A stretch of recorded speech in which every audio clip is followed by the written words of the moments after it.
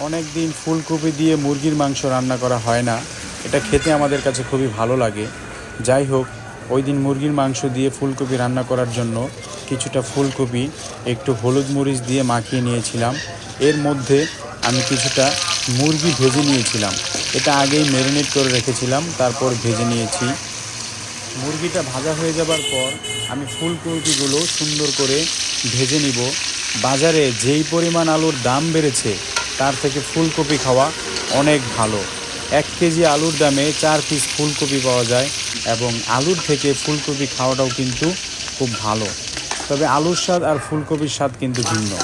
যাই হোক, ফুলকপিগুলো ভাজা হয়ে গেল। এখন আমরা তরকারিটা রান্না করার জন্য ভালোভাবে একটু মশলা কষিয়ে নিব। মশলা কষানোর জন্য আমরা প্রথমে কিছুটা পেঁয়াজ মরিচ ভেজে নিয়েছিলাম এবং এটার মধ্যে একটু পানি ঢেলে এটার সাথে কিছুটা হলুদের গুঁড়ো, মরিচের গুঁড়ো, বাদাম বাটা, আদা রসুন বাটা এবং কাঁচামরিচ বাটা দিয়ে ভালোভাবে এটা কষিয়ে নিয়েছি।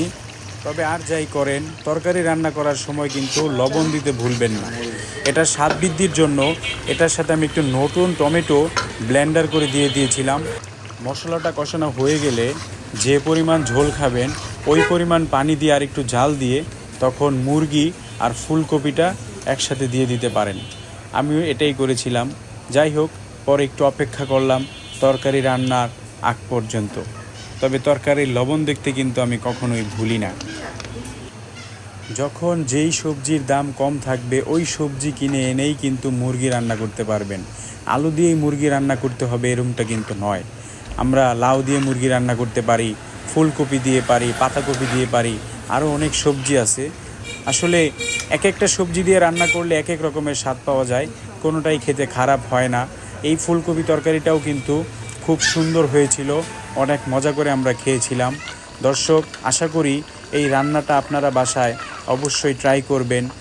আর ট্রাই না করলে কিন্তু তরকারিটা কেমন হয়েছে এটা আপনারা কখনোই বুঝতে পারবেন না।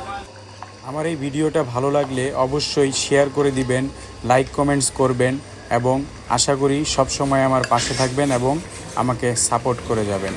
ভালো থাকবেন সবাই। আসসালামু আলাইকুম।